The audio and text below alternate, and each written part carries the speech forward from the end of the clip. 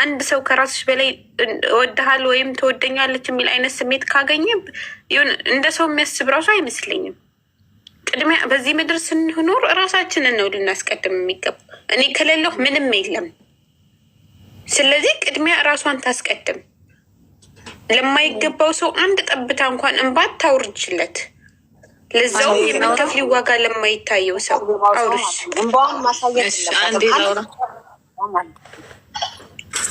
ግን እሱን ምናምን እንዳትሳደቡ። አስተያየት የራሱ ጉዳይ።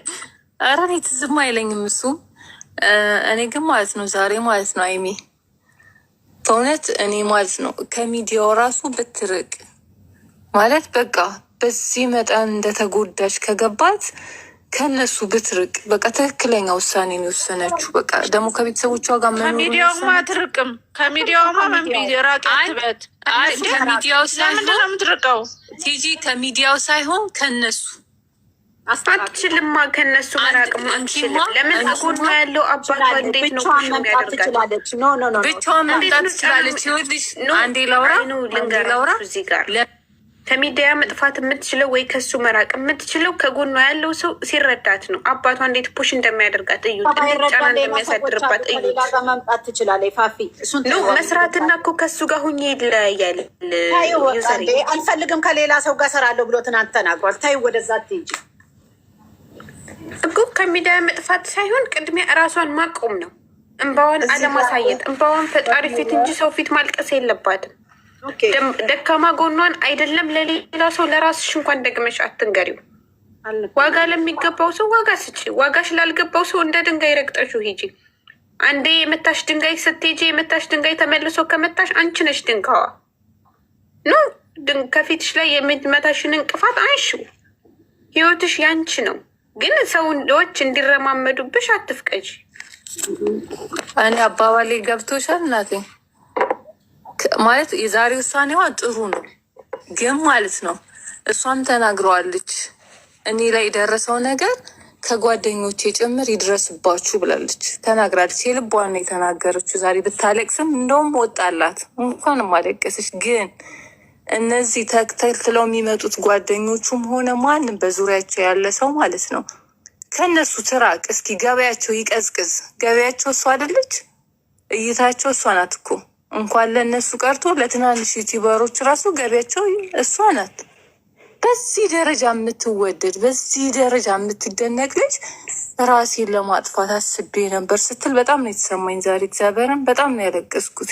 ምክንያቱም የዚህ አክል ጫና ደርሶባት ማለት ነው የሚረዳት አታ በጣም ነው በቃ እኔ እንጃ በጣም ነው ያዘንኩት። ወንዱም ጓደኛም ተብዬው ትላንትና ቤቷ ላይ ሲበላ የነበረው እሷ ላይ ነው የፈረደው፣ የእሱ ጓደኞች ጠቅላላ ማለት ነው።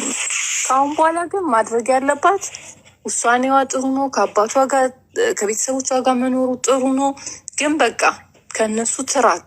በቃ ገበያቸው እስኪቀዝቅዝ 100,000 ገብተዋል፣ 300,000 ገብተዋል። ያርግላቸው በቃ ተጠቀሙበት እና ራሷን ማዳን ነው ያለባት። ልንገርሽ እዚህ ጋር ለተመልካች ጠቃሚ ለእነሱ ይቺ ልጅ አሁን ይህ ሚዲያ ላይ ሰርቶ ቪው ማገኘት አይደለም።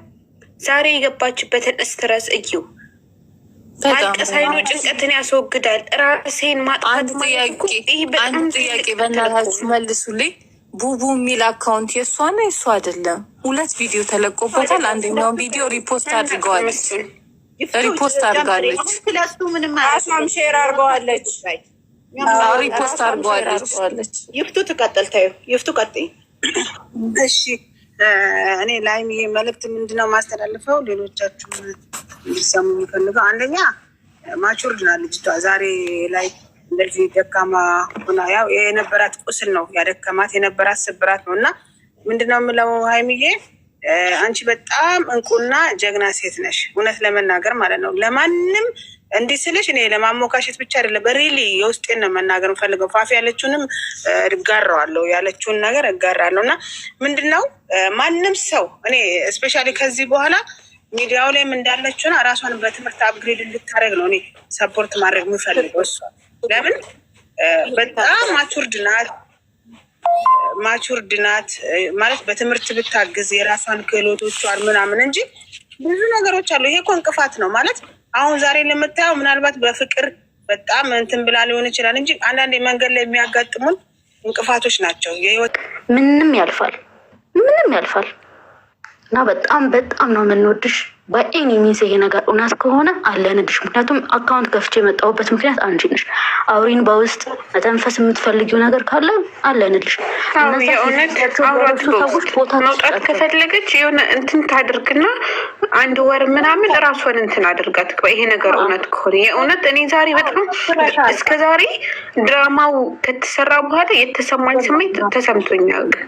ስንት ሴት ናቸው ራሳቸውን ያጠፉት በዲፕሬሽን። ጫናው እኮ ነው የእሱ መለየት ምናምን አይደለም። ግን ከጎንሽ ያለ ሰው ይረዳኛል እንኳን እያልሽው አንቺ ባላጠፋሽው ከዛ ደግሞ የምትወጂው ሰው ክዶሽ ምናምን እሱ ጫና ሲያድርብሽ ይሄ ስሜት ሊሰማት ግድ ነው። በውስጥ የምታወራት ምናምን ስልክ ካላችሁ እንትን ራሷን የሆነ ነፃ አድርጋ ትንሽ ተዝናንታ ምናምን ተመልሳ ትሄድ። የእውነት እኔ እንደዛ ነው የተሰማኝ። እንዴ ግድ ነው። እነ ቀነኒ የሞቱት በእንትን አይደል እንዴ? አንዳንድ ጊዜ ለሰው ብለሽ እኮ መኖር ራስሽን ነው የምታጭው። በዛ ላይ ደግሞ ቅድሚያ ራስሽን አደኝ። በጣም ህፃን ነሽ። በጣም ብዙ የሚጠበቅብሽ።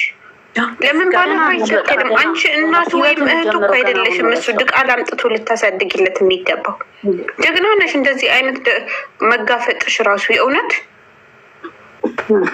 እዚህ ጋር ደግሞ ከዚህ በኋላ ተበልጣ የመጣ ነገር ወይም ደግሞ እሷ አንሳ አይደለም። በጣም እንድታቅ የምፈልገው ነገር ከመጀመሪያ ጀምሮ የምናገረው ነገር በጣም እሷ ኳሊቲ ስላላት ጥሩ ነገር ስላላት ያንን ነገር